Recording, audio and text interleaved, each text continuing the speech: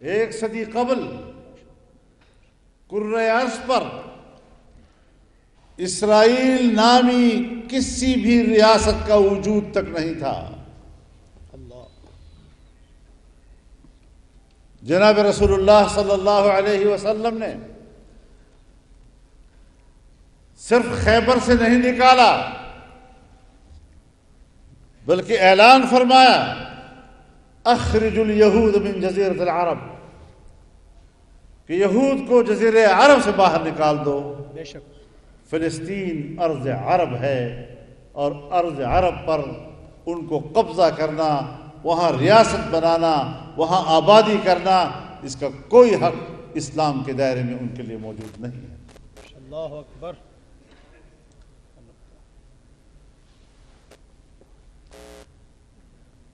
کیا کیا قصے دنیا میں پھیلائے جا رہے ہیں۔ فلسطینیوں نے تو خود زمینیں بیچی، فلسطینیوں کے مرضی سے بیچی ہوئی زمینوں پر یہ آباد ہو گئے۔ اب گلہ کس سے؟ آپ ذرا ریکارڈ درست کیجئے۔ 1917 میں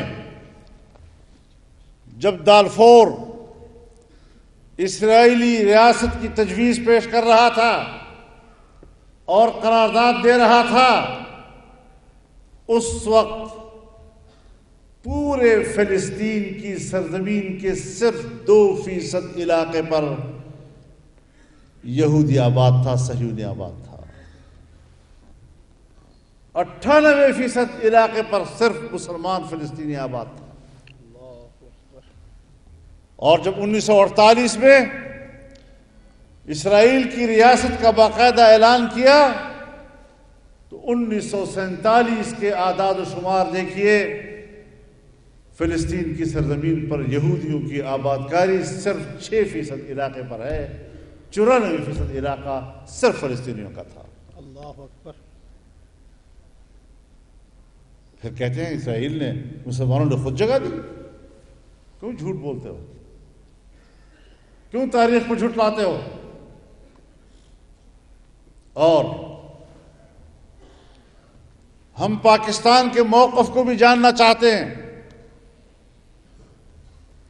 جو پاکستان کی اساس کا حصہ ہے،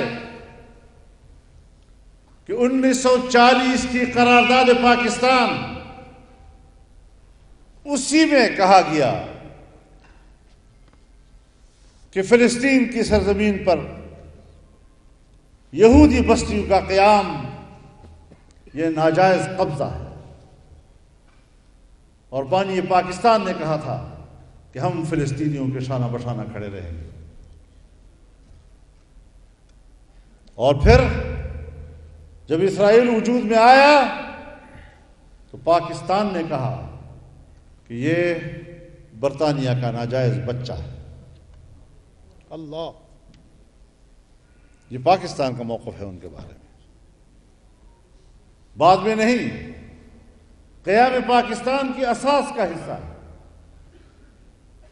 اور جب اسرائیل وجود میں آیا تو اسرائیل کے پہلے صدر نے جو اپنا خارجہ پالیسی بیان دیا، اپنے خارجہ پالیسی بیان میں اس نے واضح طور پر اپنے اہداف کا، آنے والے وقت میں اپنے اہداف کا تعین کیا اور کہا کہ کرۂ ارض پر نمودار ہونے والی نوزائیدہ مسلم ریاست کا خاتمہ یہ اسرائیل کا ہدف ہوگا۔ نوزائیدہ مسلم ریاست صرف اور صرف پاکستان کی ریاست تھی۔ آج پاکستان کو جس جہت سے بھی مشکلات کا سامنا ہوتا ہے، اس کے پیچھے یہودی سازشیں کار فرما ہوتی ہیں۔ اور پھر ہمارے ملک میں ایسے فلاسفر وجود پاتے ہیں، ایسے ایسے فلاسفر اٹھتے ہیں، صاحب ہم نے تو ملک کو چلانا ہے، 25 کروڑ آبادی کی معیشت کا مسئلہ ہے، جب تک ہم یہود کے ساتھ، اسرائیل کے ساتھ تعلقات بہتر نہیں کریں گے، پاکستان کی معیشت کیسے چلے گی؟ پاکستان کی معیشت کیسے چلے گی؟ یہ سنی سنائی بات نہیں کر رہا ہوں آپ سے، کیا بات، یہ کوئی ایسی بات نہیں کر رہا ہوں کہ سیاسی دنیا میں خبریں چلتی ہیں میرے کان تک بھی کوئی بات پہنچ گئی، یہ وہ باتیں میں آپ سے کہہ رہا ہوں جو یہ طبقہ براہ راست مجھ سے کہہ چکا ہے، اللہ، براہ راست مجھ سے کہہ چکا ہے۔ اور جب یہ حالات پیدا ہوئے، ٹی وی پر یہ لوگ آ کر فلسفے جھاڑتے تھے،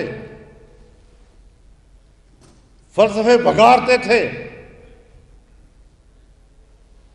پھر ہمیں سیمینار بھی کرنے پڑے، کراچی میں ملین مارچ بھی کرنا پڑا، اور اللہ کے فضل سے ہم نے ان کا ایسا منہ بند کیا کہ انشاءاللہ پھر دوبارہ یہ منہ نہیں کھول سکے گا۔ کیا بات، ماشاءاللہ۔ اور میں آج بھی حکمرانوں کو کہنا چاہتا ہوں، ہمارے ملک کی حکومت عجیب ہے، پھٹی ہوئی قمیص ہے۔ پی ڈی ایم حکومت کر رہی ہے، صدر اپوزیشن میں ہے۔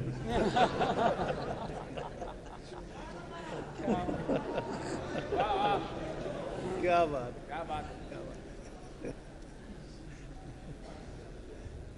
اور بجائے اس کے کہ وہ اپنے صدر کی مانے، پتہ نہیں کس کی مان رہے ہیں۔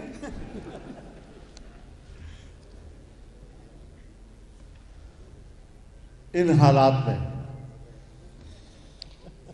قیام پاکستان کے مقصد کو بھی سمجھنا چاہیے۔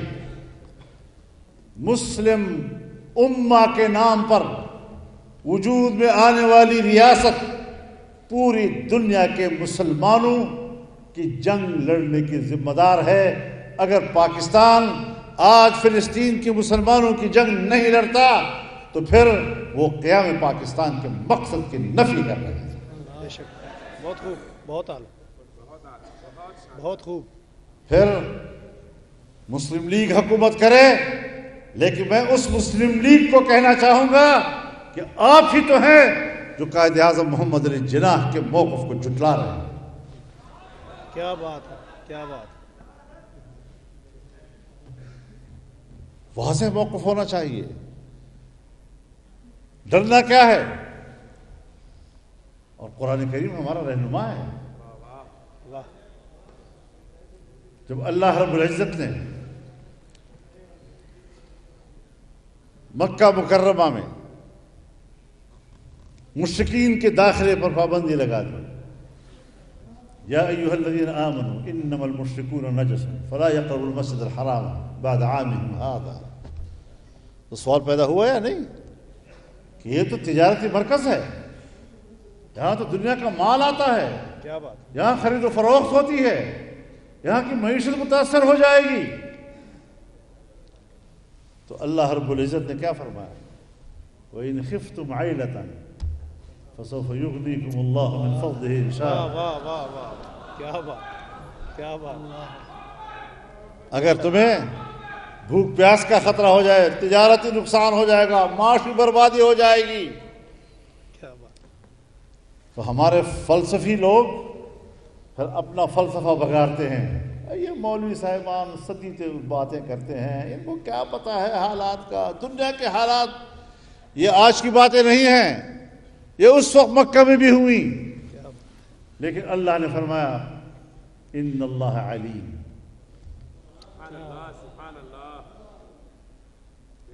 تم کیا مجھے سمجھاؤ گے؟ میں خود جانتا ہوں۔ پھر فلسفے، صاحب اس کی ذرا حکمت عملی دیکھیے، حکمت عملی کے لحاظ سے، عقلی لحاظ سے ہمیں سوچنا چاہیے، گہرائی کے ساتھ سوچنا چاہیے۔ یہ لوگ تو سادے لوگ ہیں، سادی گفتگو کرتے ہیں۔ اللہ نے کہا انی علیم حکیم، وہ حکمت والا بھی تو میں ہوں۔ ماشاءاللہ، تم سے زیادہ حکمت جانتا ہوں، میں ہی تو علیم ہوں، میں ہی تو حکیم ہوں۔